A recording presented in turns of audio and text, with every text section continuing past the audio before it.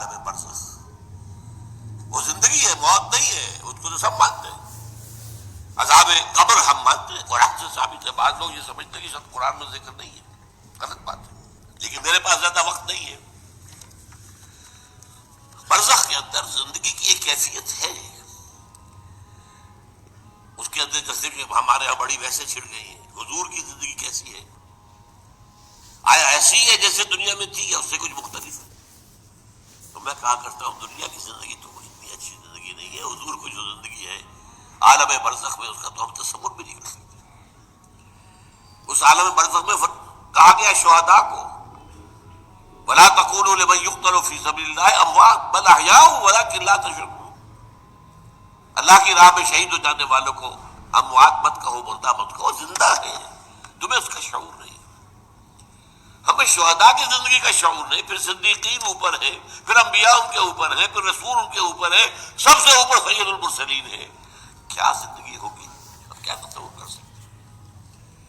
ما لا عین رأت ولا اذن سمعت ما خطر علی قلب بشر۔ بہرحال پھر یہ چوتھی زندگی آ گئی، پھر آئے گا، پھر سور پھونکا جائے گا، اور پھر فَإِذَا هُمْ قِيَامٌ يَنظُرُونَ، تو سب زندہ ہو کر دوبارہ کھڑے ہو جائیں گے۔ وہ یوم القیامہ ہوگا، کھڑے ہونے کا دن، اور اس سے ہمارا پانچواں دور شروع ہو جائے گا، حیات اخروی۔ حیات اخروی کے بارے میں ہمارا کیا ایمان ہے؟ کیا وہ کبھی ختم ہونے والی ہے؟ وہ تو ابدی ہے۔ فَإِنَّهَا لَجَنَّةٌ أَبَدًا أَوْ لَنَارٌ أَبَدًا، یہ پوری زندگی تو زندگی کتنی بڑی ہو گئی۔ تو اسے پیمانہ امروز و فردا سے نہ ناپ، جا میں جا پہم جواں، ہر دم جواں ہے زندگی۔ البتہ ایک کام کیا کیا ہے اللہ نے، یہ جو دو موتوں کے درمیان زندگی آئی ہے، پہلی موت جو کہ ہم عالم ارواح سے، اس کے بعد سلا دیے گئے، موت آ گئی نا، پھر اللہ نے زندہ کیا۔ پھر جو ہماری موت آنے والی ہے، میری اور آپ کی، ان دو موتوں کے درمیان ایک زندگی کا حصہ کٹ گیا اس میں سے۔ یہ لمبا پروسیس، وہاں سے وہاں تک، مبدأ و معاد، انا للہ و انا الیہ راجعون، اس میں یہ چھوٹا سا ہماری زندگی میں سے حصہ کاٹ کر اسے ایک امتحانی وقفہ بنایا گیا۔ خلق الموت والحیات لیبلوکم ایکم احسن عملا، اس نے زندگی اور موتیں تخلیق کی ہیں تاکہ تمہیں آزمائے کہ کون ہے تم میں سے اچھے عمل کرنے والے۔ یہ امتحانی، اس کو بھی اقبال نے خوب کہا ہے، ملزم ہستی سے تو ابرا ہے مانند حباب، اس ریاں خانے میں تیرا امتحان ہے زندگی۔ اب امتحان 3 گھنٹے کا بھی ہوتا ہے تو وہ 30 سال کا بھی ہو سکتا ہے۔ یہ تو ایک کوانٹیٹیٹیو ایلیمنٹ ہوا، امتحان ہے، ٹیسٹنگ از ٹیسٹنگ۔ یہ حیات دنیاوی امتحان ہے، ملزم ہستی سے تو ابرا ہے مانند حباب، اس ریاں خانے میں تیرا امتحان ہے زندگی۔ اس کے بعد جب ہمیں دوبارہ اٹھا دیا جائے گا، حساب کتاب ہوگا، اعمال کا جزا و سزا کے فیصلے ہوں گے، اور پھر یہ جنت اور یہ دوزخ، وَإِنَّهَا لَجَنَّةٌ أَبَدًا أَوْ لَنَارٌ أَبَدًا۔ یہ حیات ایک ایمان باللہ اور ایمان بالآخرہ، ایمان بالآخرت کے ضمن میں پورے حیات انسانی کا ایک تصور جو ہے سامنے لانا ضروری ہے۔ اب آئیے،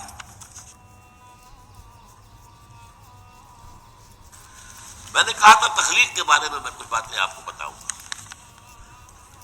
یہ جدید سائنس کے حوالے سے بھی بہت اہم چیزیں ہیں، اور یہ قرآن کی حکمت اور فلسفے کے لیے۔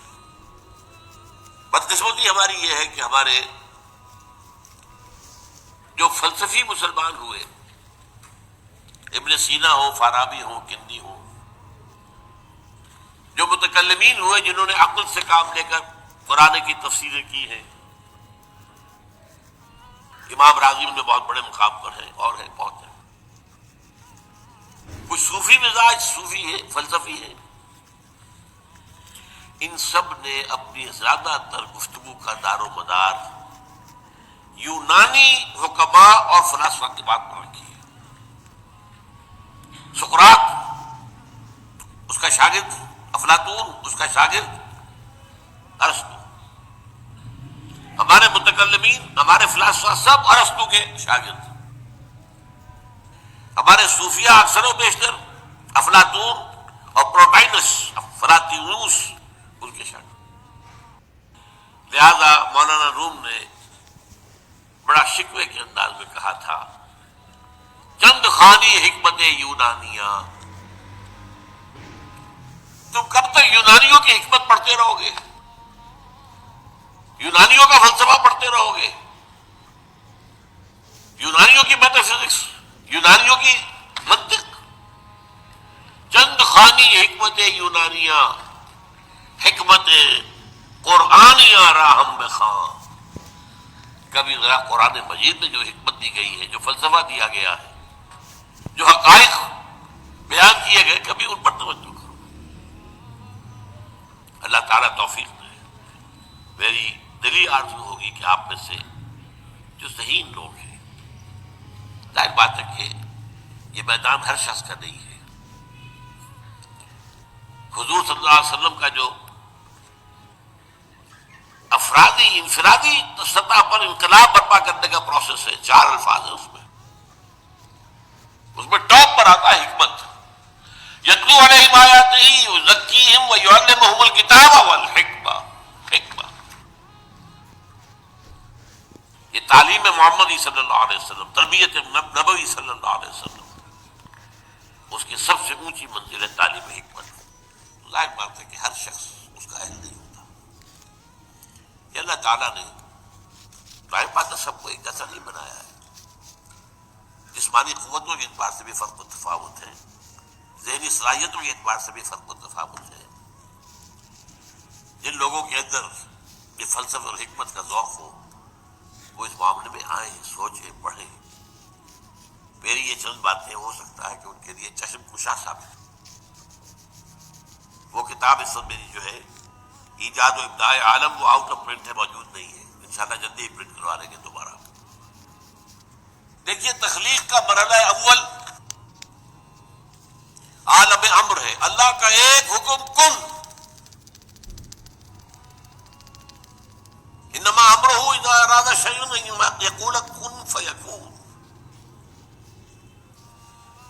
اس کن سے ایک نور پیدا ہوا ہے، ویری سٹل، لطیف، حرارت کوئی نہیں، خلق نور۔ یہ نور اللہ، یہ پہلی شے ہے جو پیدا ہوئی ہے۔ حکم ایک کن، یہ عالم امر ہے۔ اس نور سے پیدا کی گئی تمام ارواح انسانیہ، تمام ملائکہ۔ ملائکہ کے بارے میں حدیث موجود ہے، قرآن مجید میں ذکر نہیں ہے، حدیث میں ہے۔ حضرت عائشہ رضی اللہ تعالی عنہ سے مسلم شریف کی روایت ہے کہ ان اللہ خلق الملائکہ من نور، یہ عالم امر ہے پہلے جو پیدا کیا گیا ہے، ایک نور، بسیط نور، لطیف نور۔ اس نور سے ارواح انسانیہ، انہی میں ایک روح محمدی بھی تھی نا، جس کو نور محمدی بھی کہا جا سکتا ہے۔ یہ لفظ جو ہمارے یہاں کہا جاتا ہے نور محمدی، نور اس لیے کہ روح نورانی ہے، ملائکہ نورانی ہے، اللہ نے فرشتوں کو نور سے پیدا کیا۔ اچھا، اب اس تخلیق کا دوسرا مرحلہ آیا۔ یہ پہلی تخلیق جو میٹا فزیکل ورلڈ کی ہے، دوسری تخلیق ہے فزیکل ورلڈ، ایک اور امر کن، اور اس سے ایک بگ بینگ پیدا ہو، یہاں سے سائنس شروع ہوتی ہے۔ اس لیے وہ جو پہلا معاملہ ہے وہ سائنس کے دائرے سے باہر کا ہے، ارواح ہو، ملائکہ ہو، اس سائنس کے دائرے سے باہر، وہ عالم امر ہے۔ یہ عالم خلق شروع ہوا ہے اب،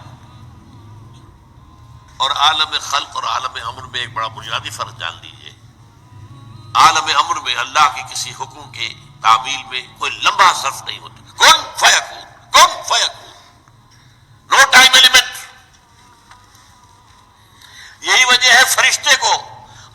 زمین تک آنے میں کوئی وقت نہیں لگتا،